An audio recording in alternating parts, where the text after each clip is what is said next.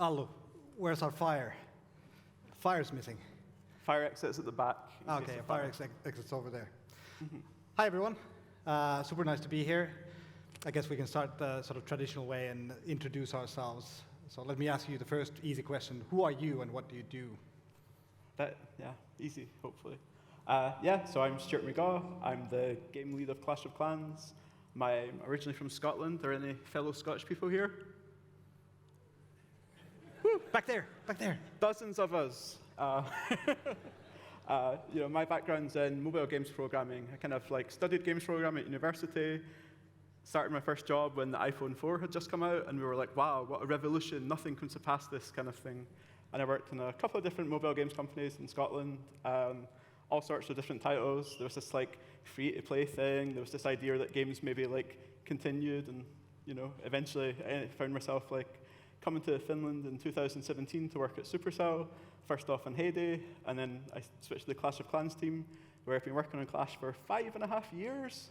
That's a long time. It is a long time. And I was working as a programmer and then switched to this game lead role about 1.5 years ago when you, the former game lead of Clash of Clans, oh, wow, went on to do something else, right? Yeah. I guess that's a good segue to who am I? My name's Eino. I'm currently the chief game lead of Supercell, so my responsibility is looking after all of the game teams at Supercell. I used to be where this guy is, so 1.5 years ago I joined the leadership team. Before that I was Clash's game lead for 4-ish years. My background is in design, so that's where my heart draws me. And I started on Boom Beats at Supercell nearly 7 years ago, so it's been quite a while already. It's been great.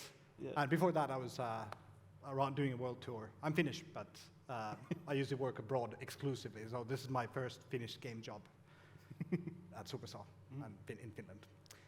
But yeah. You already studied economics, so it's why your spreadsheets are always beautiful. Yes. Thank you for mentioning that. I've got positive This wasn't feedback. scripted. I'm just trying to be nice to you. We have my performance review on Monday. Yeah. Doing great. Cool. So today we're going to talk about creativity, and so this is Clash is kind of a weird game because it's been out for nearly 11 years. It's quite a long time, and it's as we know, when you work on games, if I have this sort of notion that we should try to switch projects every couple of years because it's really easy to get stale, and when you're looking at a problem escaped for long enough, then everything starts looking the same, and you're maybe losing your edge, or it's easy to lose your edge. Not everyone does, and I'm actually curious on how do you do it, and that's going to be the topic today, where I'm going to question this guy about this creativity, and how do you actually keep it up? What's your secret? And is that a question right now? No, that's not the question. You get to it. Yeah. So the first question that I wanted to ask you is, when Clash launched 11 years ago, it was sort of a genre-defining game, something new on the mobile platform.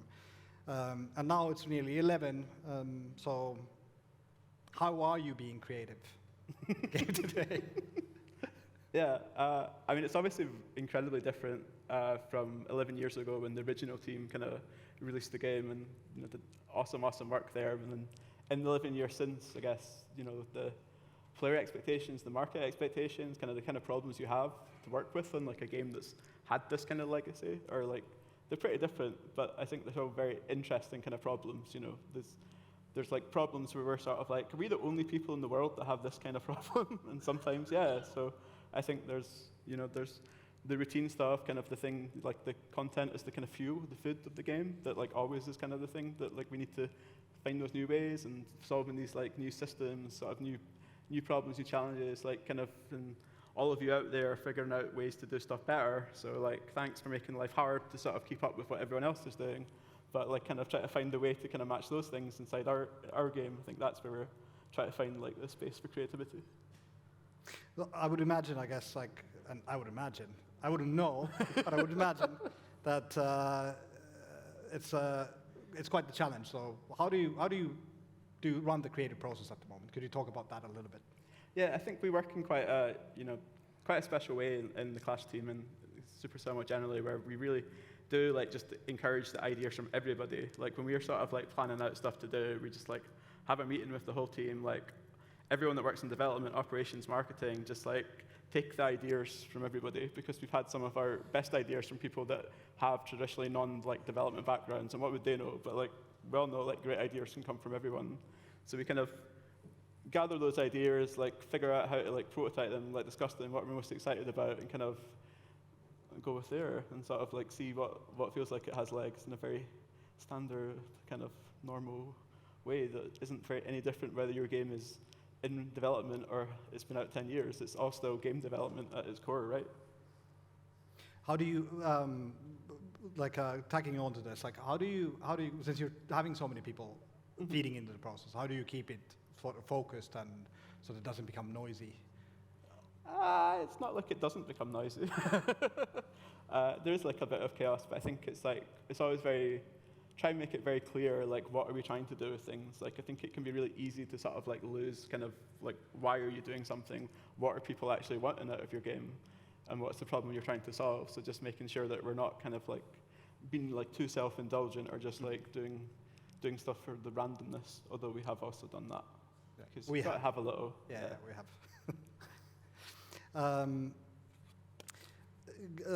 Obviously, like gameplay is such an important part of Clash. And I guess it's the thing that always has to keep on giving, even though like the game gets older, gameplay still has to be compelling no matter what. And we have to, I guess our sort of responsibility is to keep surprising the players and keep bringing new stuff, even though it's like the design space is getting constrained by the year. How do you find, how do you first off maybe like how do you think about that part? Kind of like finding the venues in the space. I mean, I feel like we're a game that, you know, it's a fantasy strategy game that like just lends itself to like, you know, magic, which is like the project code name. You know, we can kind of, you know, sometimes when we're coming up with those ideas, it's like it comes in response to like a problem we see out in the players. Like maybe the gameplay meta is like in a weird kind of direction, and we need something to sort of like shake it out of there. And then sometimes it's also just like when we did the party wizard kind of thing, it was because we had a potluck, team potluck, and then we were introducing one of our Korean colleagues to Eurovision because that made a lot of sense. And then in the process of watching Eurovision, we had this and we had a bit to drink, right? You can't watch Eurovision sober, so we kind of had this idea that we should like have this trip that you could just. It didn't really have a lot of special gameplay. It wasn't serving a lot of use, but when you drop it on the battlefield, we changed the music to this dubstep remix. And when we had to ask like our resident musical expert Martin to kind of do that, he's a very like cynical Danish man, and he sort of. I've never seen him so excited. Yeah, he sort of went through this really difficult process of kind of like dubstepping, and it was a little bit dubstep, and he's like, no, it can be more dubstep, and it just. He went through multiple iterations, and he went to kind of, I feel like in retrospect, he went to quite a dark place as he sort of like delved to figure out this optimal dubstep version. But like, when players got this, it's like, it's kind of useless but deeply silly trip. And then immediately someone had put on YouTube like a sort of 24-hour loop of the dubstep remix. So you know, we'd achieved something interesting. Indeed. And I guess at the end of the day, since it's about creating fun, this is still pretty fun. Even though it gets harder, it's still pretty fun. What about the sort of more routine part of like making the game? Yeah, I mean, naturally, like, you know, some of the challenges we're coming are from like particular, you know, like we want graph to go up in a certain way. And I think being such a long-running game, one of the things that we started noticing was we had more of these we had so many players coming back to the game who'd been away for a while, and it's a pretty complicated game, so. You know, you come back to it after a few years away and you're a bit kind of lost. So we were like, okay, we should actually craft like a re-engagement experience. And I think this was like, we were working on this maybe just after we started doing work from home in the pandemic. And I remember being on a Zoom call with you, and we were like talking through this idea, and it was just so incredibly boring. It was like difficult to sort of, and I just think we had like a moment on the call where we're like, we've got all this stuff, and it's like, well, how do we explain attacks? And then had this just like, okay, let's think about it. And I think it was like a shower revelations. I feel like I should like. Very powerful tool for creativity, actually. Yeah, you've got to spend a lot of time in the shower, I think, to sort of wait until the spark strikes. But realize we could just flip this whole thing of like, you come back, and we crafted this storyline where you've been away so long, one of the villagers is like, she's taken it on herself to run the game and run the place in your absence. And she doesn't recognize you because you've been away a long time. Like, what the hell? So you have to fight your own village to win it back. It's this really fun, surprising storyline. And then at the end, if you win the fight, then the villager recognizes you. And then you go through this sort of reintroduction to these different parts of the game.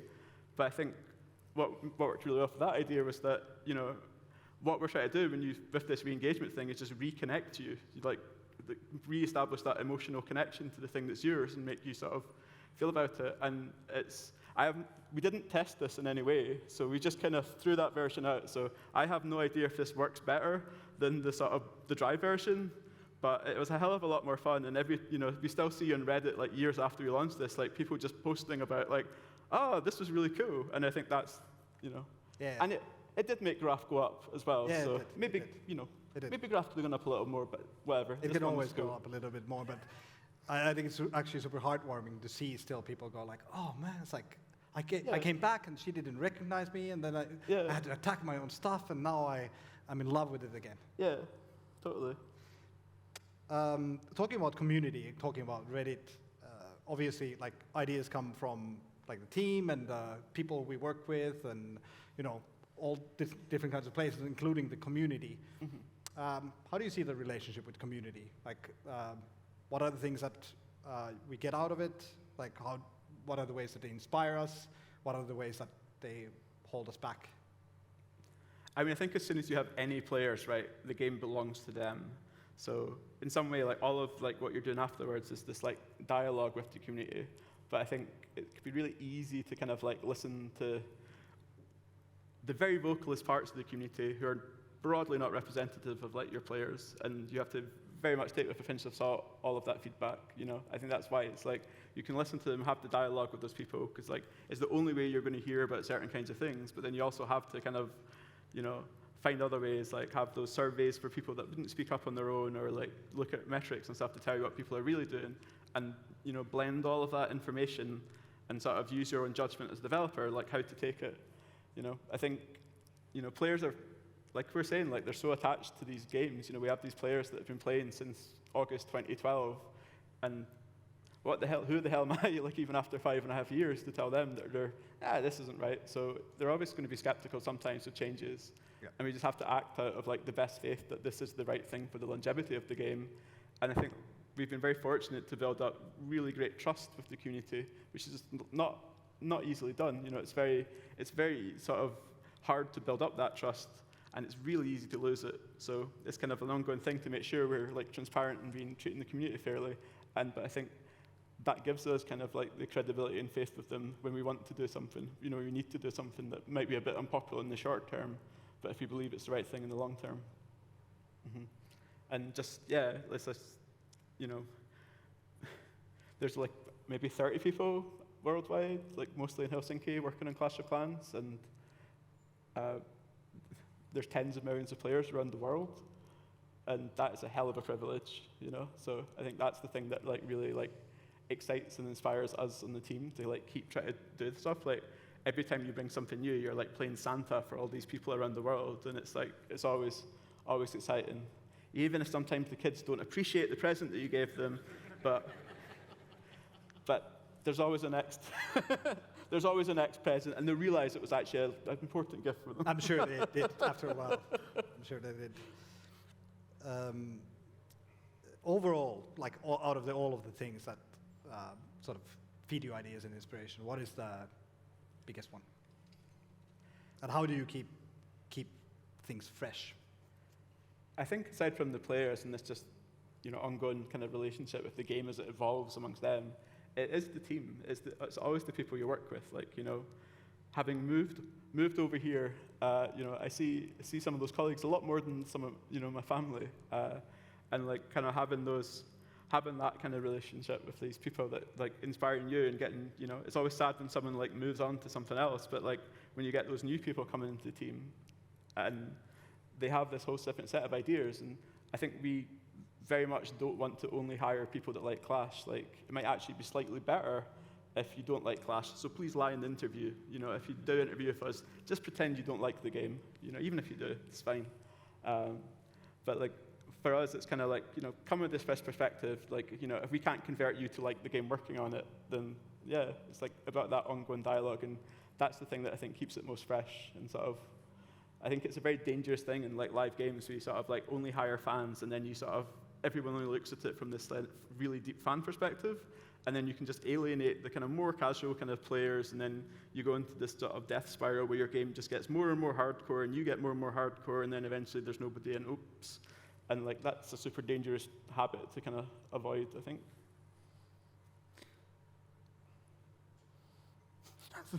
Is that okay, That's okay. That's okay.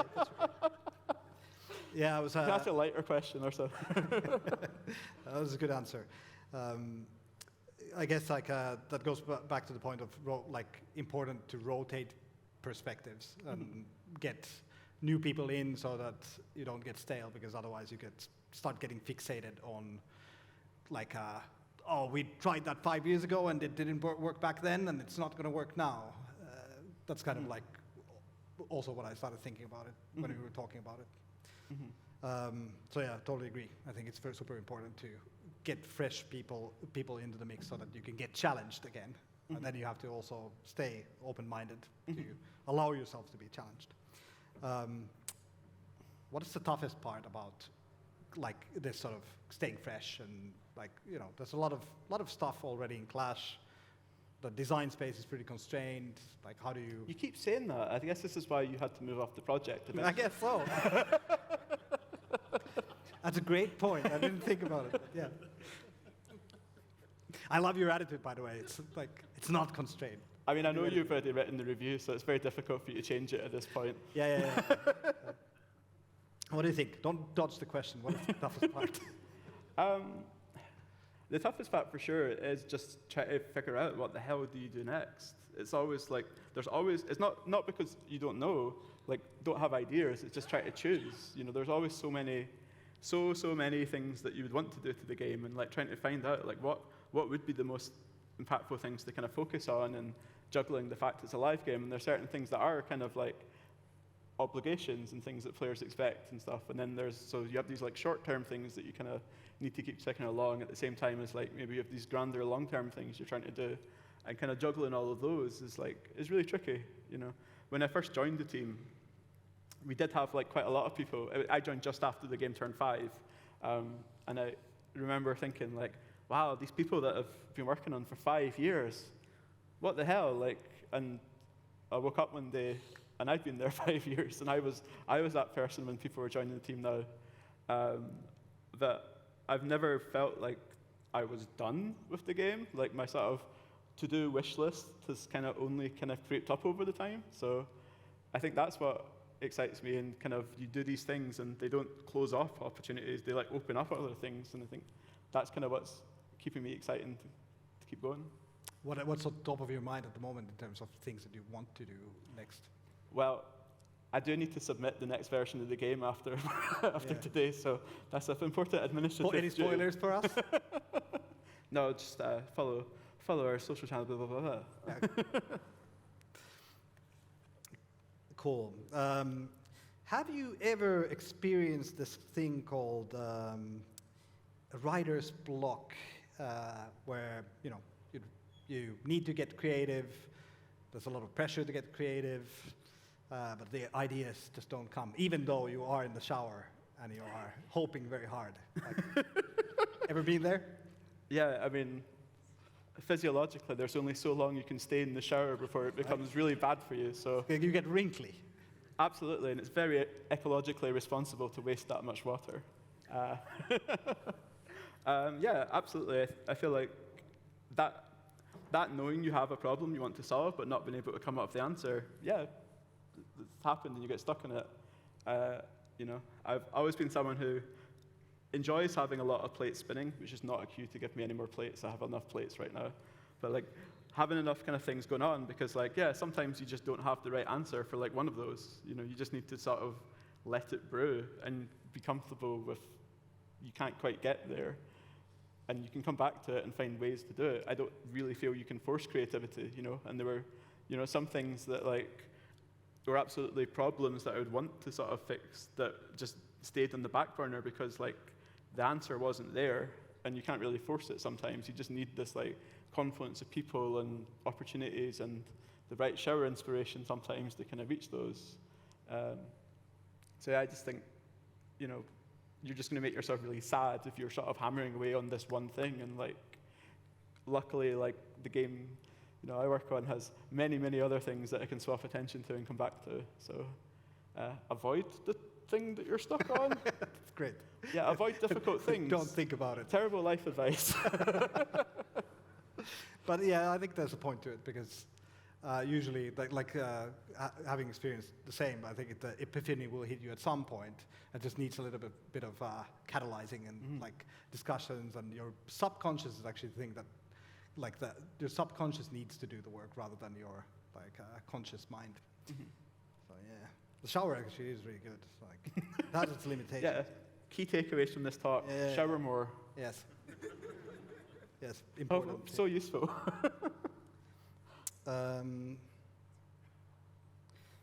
So you've said many times that you've been on the game for 5.5 years, and that obviously begs the question of like that's a long time, and like, you know, it's like This a conversation. I'm saying like 3 years would be an optimal time to. This feels like a conversation for. We can talk about it on Monday. Oh, we don't really have to. How do you find the creative spark? Like I've worked with people, to be honest, who are immune to, you know, like getting stuck in like the sort of some kind of a thought pattern, and I guess you're one of those people. But how do you keep sort of open-minded and fresh and accepting of new ideas and new angles and open to always revisiting old stuff? Because I think that's the thing that gets really hard. Like when you've made some decisions and you've looked at stuff and you're like made some conclusions and the world changes around you and then you need to revisit them, that's usually the part that gets tough. But how do you do it? I think it starts from a place of fundamentally not knowing what I'm doing. Like, I don't really feel like I have the answers. So I think that makes it really easy not to get too attached to the answers that I'm like, maybe this is okay. When, you know, someone comes on with a better answer, it's always been quite easy to be like, yeah, oh God, thank God. Yeah, and like switch to that, which, yeah, I think, you know, I've always wanted to work in a very collaborative way and like not feel that, you know, this one person, you must be the one who has the answers, but to be kind of working in, you know, in this group context, in this healthy kind of like challenging thing. And, you know, there probably will be one day where I'm kind of like, I don't have that spark, or like I feel like I'm saying no to things that are actually awesome ideas for stupid reasons, and I don't want to get there. You know, I think then you definitely would need to sort of like kind of Have that conversation. Oh God. No, you're good. Okay, thank you. Cool. Couple more questions. Would you ever want to make something completely from scratch again, like start from a clean slate? It's another offer. Is this right? I'm not leading you on. I mean, yes, but, and I think the but is like, to be really honest, I don't know if I would want to kind of do a sort of, try and make a sort of evergreen live service on the scale of Clash completely from scratch, because there's just so much stuff there. And I think kind of building all of that up and doing it really well in a way that would be authentic to whatever the kind of like gameplay and the kind of theming and stuff was there is just like, I don't know if that would excite me as much to kind of like rebuild all that stuff completely from scratch. I think if I would do something, it would just be in like in a not, you know, a game that would have a start and an end and you could walk away from kind of and not feel like a neglectful parent. Is that okay? That's okay. I accept this answer. Final question, and then we can jump to the audience questions. But if you could just give one piece of advice on the topic of staying hungry for creativity to other people in the room who are working with similar problems, like what advice would you give?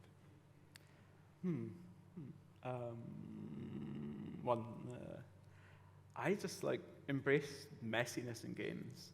Like I feel like it's like the more you look at what, like Clash is incredibly messy as a game. There's all these weird vestigial bits and things that are inelegant, and as like a game developer, I kind of look at and I'm like, but like players don't give a shit.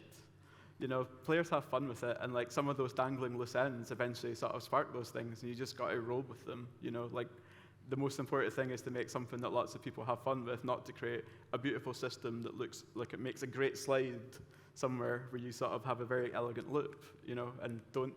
I think getting too focused on this perfect from the grand vision from the start is just like, it's just a route to dead ends, and you're always going to be kind of guessing it. So just accept that you're going to ship something that can sometimes be a bit shit, and you can come back to it and make it better and see what bits resonate, and just don't worry about the mess and learn to love and embrace the chaos. Excellent finishing message. Chaos. Chaos, yeah. Yes. Showers and chaos. I think great lessons. I This hope has that's been our been TED useful. Talk. Thank you very much. Hello. Hello. Sorry for interrupting. I hope you don't mind, Stuart, taking a few more questions, because now we have some time for Q&A. But yeah, I will just step back, and remember we have 2 mics, so please, if you, beautiful audience, if you have any questions, you can just raise your hand, and they will run to you. Cool. Should we stand up and look more? Sure. It's easier than swiveling constantly.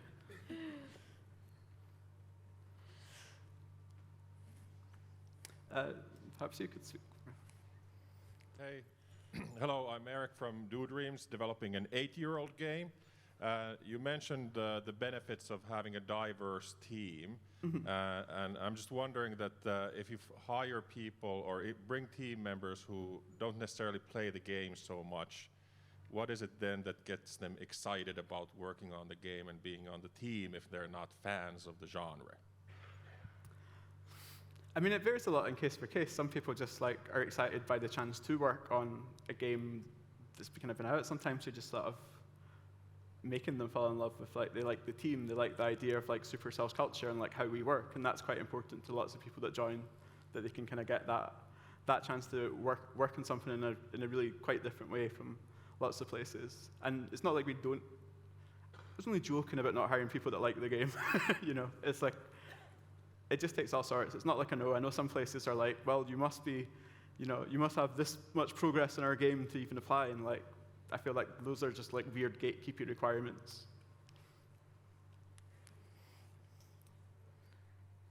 In the front. Yeah, here. Täällä. Hey. Moi. Hey, thank you a lot.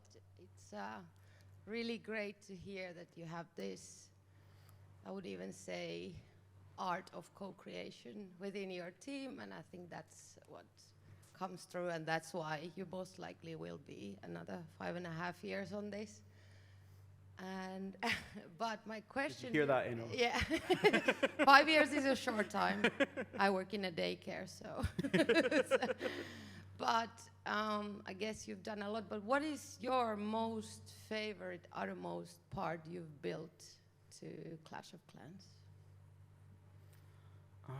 I guess this is like almost like a shared question, because we have spent most of our time together in Clash. Yeah, feel free, Yeah, it's a great question. I think that the re-engagement experience that Stuart mentioned is one of the sort of maybe like one of the most personal ones, because it's such a I think we managed to create a very sort of a cozy experience that people connect with emotionally. A lot of times the things that we create in games are more about competition or like destroying other people's villages and taking their stuff and having fun with it. But here we managed to do something where people actually write us messages of like, I really felt something when I came back, and the game was sort of like had this experience waiting for me. That's one of the highlights, I guess. There's many cool things, but I think that stands out for me. Yeah, it's a bit difficult to pick. I think one thing has always been a slight disappointment is that sometimes, those things that you work on for ages and you're most excited about, the patch notes go out and the players look at this, they're like, this little quality of life thing that you did in like a couple of hours when you were kind of a bit blocked.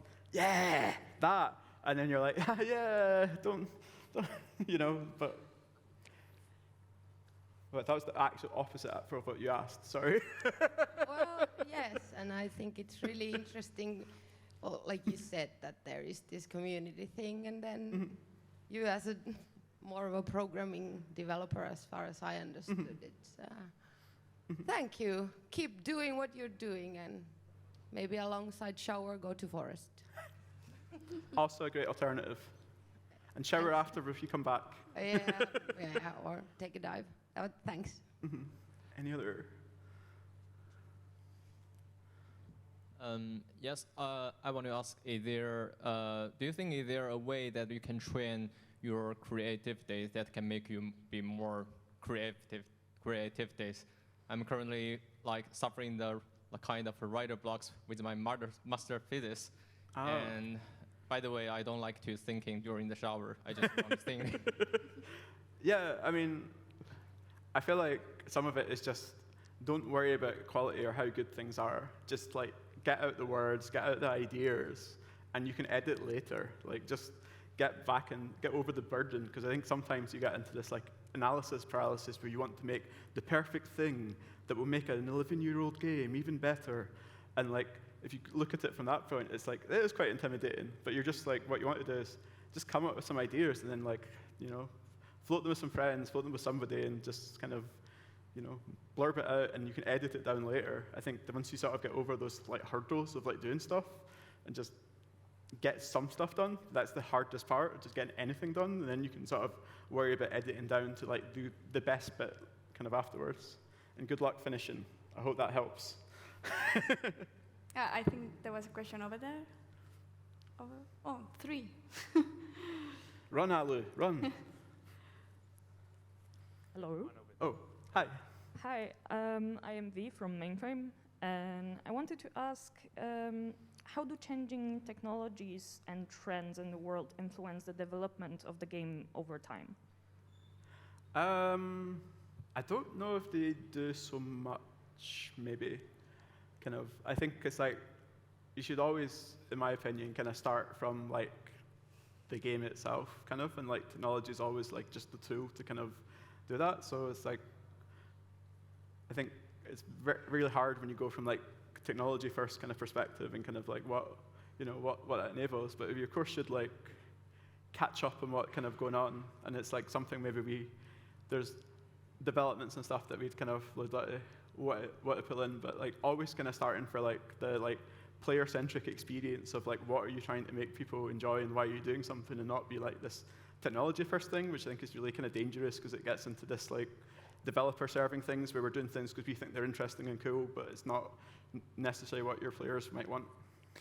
I guess in Clash's specific case, like of course like technology has advanced, and we started with 2.5D engine, and everything's pre-rendered 3D, and nowadays like and that's still mostly true. That's still mostly true, but the heroes are in 3D because we had that specific needs for the players, which was we wanted to do skins for the heroes, and, you know, like give them more vanity, and that's super tough from a pipeline perspective in 2.5D.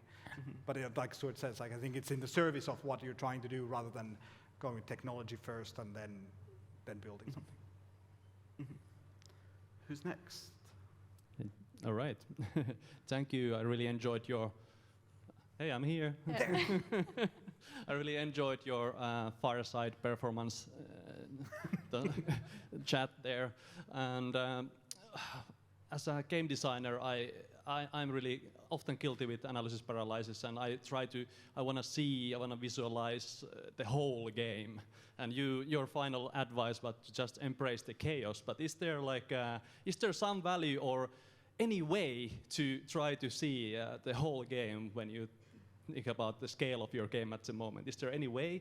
Do you have any tools? Do you have any will to see the whole game? I think it exists in here somewhere, but it's taken a long time to sort of build up that like mental map that updates. But there is no crazy master diagram, unless there is someone made one and we've just lost it over the years because nobody put it in the right place. But yeah, I think you just got to know your product and sort of have that intuition and have it in the discussion with like the team and the players and stuff to kind of to build it up. I guess you can think about it a little bit, like simplify it for yourself by thinking about in terms of hierarchy of like what are the most important things, and what are the sort of peripheral things, and then that sort of puts it into perspective. Like, okay, what do we work on? What is important? What do we need to touch to fix a certain problem? But yeah, we can try and find a designer as well who maybe has a better understanding, and perhaps next year or some other year they can stand with the diagram that explains the chaos, and we can discuss it then.